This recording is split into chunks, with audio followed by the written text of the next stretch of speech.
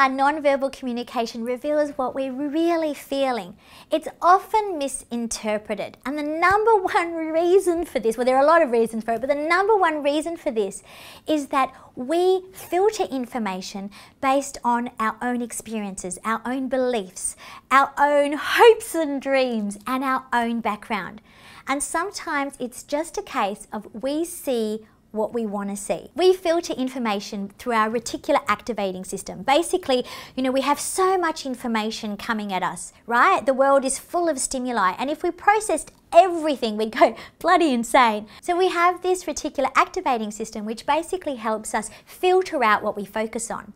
Now, if you believe that nobody wants to talk to you, that you're a loser, that nobody's ever going to be attracted to you and you're not very attractive, then chances are what you're going to see are signals that confirm that. Or you're going to misread signals, or maybe see a little bit of anxiety because someone's a bit nervous about approaching you, and rather than seeing that as the fact that they're scared, and they're actually scared because they want to connect with you, you might misread that as disinterest. So rather than seeing it for what it really is, the fact that yes, they might be sending out some negative signals because they're actually really excited but anxious about chatting and connecting with you because they like you, we might see it as disinterest rather than what it really is. The second reason why body language signals and non-verbal communication is often misread is because we actually send out mixed signals, particularly when we're really nervous. So imagine that you see somebody over there that you really like and you think, oh my God, they're gorgeous. So part of you really, really wants to reach out and talk to them and flirt with them.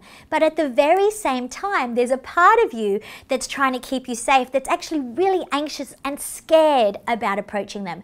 It's what we call motivational conflict. It means that internally, you're doing a little tug-of-war with yourself, right? You're basically saying, oh, go. There's a part of you saying, go talk to him, go talk to him. And the other part's going, no, I don't want to because I'm scared. So this motivational conflict comes out in our body language. It means that maybe we're sending out a little bit of positive messages, but at the same time, we're sending out negative messages. Now, this is really interesting because our face can actually send out negative and positive signals at the same time.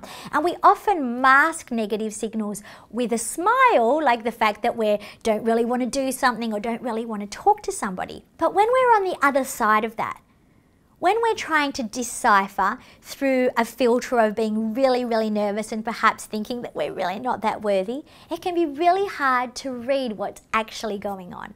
The next reason why it can be hard to accurately read body language and nonverbals is because we tend to look for the negative. In fact, our brains are pre-wired to look for the negative. I was actually having this conversation today. There was a young man and he was saying, we were talking about putting your shoulders back. And he said, oh, I think that, when people put their shoulders back, that they're actually full of themselves and they're looking down on people. And this is part of this bias that we have. We look for the negative in a situation. And this is part of being human, right? It's part of what we do. It's actually what kept us safe. It doesn't really help us very much in modern day life. But if you think about it, what we do is we're looking for the danger in every situation. We're looking for what doesn't feel right about this. But when it comes to connecting with people and dating, this actually works against us because we automatically and subconsciously make assumptions about people based on the negative, based upon looking for what might be wrong with the situation. And often it reconfirms our beliefs about ourselves. So if you feel as though you're not worthy and everyone's looking down on you or you're not attractive enough, then what you're going to see, you're going to see every single negative signal that they send out, which we do, we send out positive and negative, and take it on board personally. Here's another big one.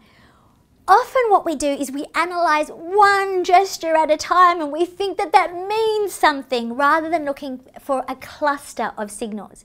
When it comes to nonverbal communication, body language, facial expressions and paralanguage, we need to look at a cluster cues. So a cluster of at least 3 to 5 signals, or the more the merrier, that happen simultaneously and sort of interact with each other and reinforce each other, that tell us and confirm how somebody actually feels. One signal on its own doesn't mean anything. For example, you could be sitting down and you could be hunched over.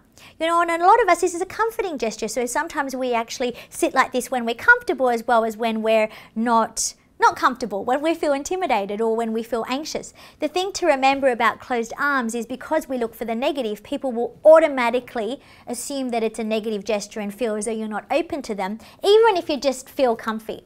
But if you're sitting, for example, at a bus stop and you're hunched over, that doesn't necessarily mean that you're feeling insecure, that that you're anxious, or that you're closed off. It could mean a variety of things. It could just mean that you're damn cold because it's freezing out there. So we always need to look for a cluster of 3 to 5 signals that tell us a story and reconfirm what's going on. And that brings me to the last one, that we often don't consider the context. So the context is the temperature, the location, the situation, the relationships. You might see a guy, for example, and he might seem like he's in a furious mood. He might seem angry. He might, be stomping his foot and really, have a jaw jutted out and, furrowed brow and the tense mouth, and you think, oh my God, this guy's a really angry bastard. What's wrong with him? I don't want to date him ever, right?